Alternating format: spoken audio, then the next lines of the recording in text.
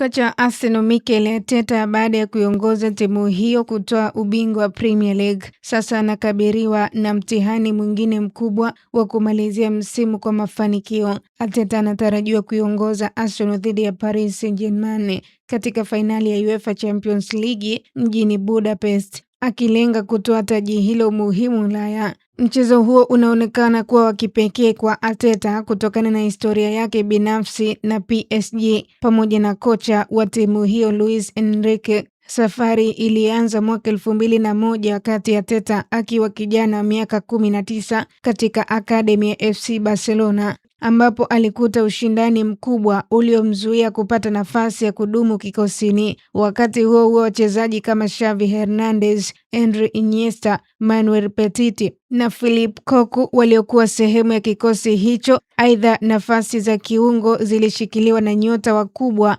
wakiwemo Luis Enrique pamoja na nahodha wa wakati huo Pep Guardiola, hali iliyomfanya Arteta kutafuta nafasi nyingine ya kuonesha kipaji chake.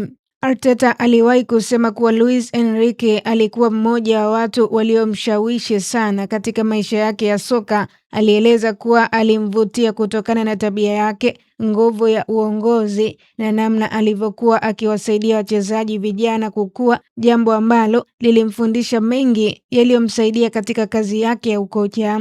Kutokana na ushindani mkubwa Barcelona, Arteta aliamua kujiunga kwa mkopo na PSG, ambako alipata nafasi yake ya kwanza ya kweli katika soka la kiwango cha juu akiwa chini ya kocha Luis Fernandez. Arteta alionyesha uwezo mkubwa na kuanza kujijengea jina katika soka la Ulaya. Katika kikosi hicho cha PSG alicheza sambamba na nyota mbalimbali akiwemo JJ Okocha, Ronaldinho, Mauricio Pochettino na Gabriel Heinze. Uzoefu huo ulimjenga Arteta. Baada ya miaka mingi kupambana, Arteta amefanikiwa kuipa Arsenal ubingwa wa ligi kuu nchini England kwa kumshinda Pep Guardiola, na sasa anakutana tena na mwalimu wake wa zamani Luis Enrique katika fainali ya Ulaya. Mechi ya Jumamosi mjini Budapest inaweza kuwa kilele cha safari yake ya miaka 25 katika soka na nafasi ya kuandika historia mpya kwa kutoa taji la UEFA Champions League.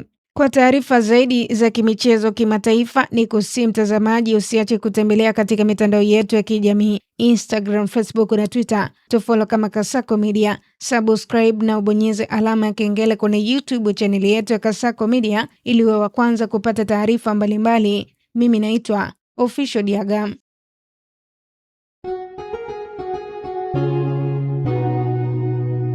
Kasako Media, tunaangazia maisha, tunaandika kesho.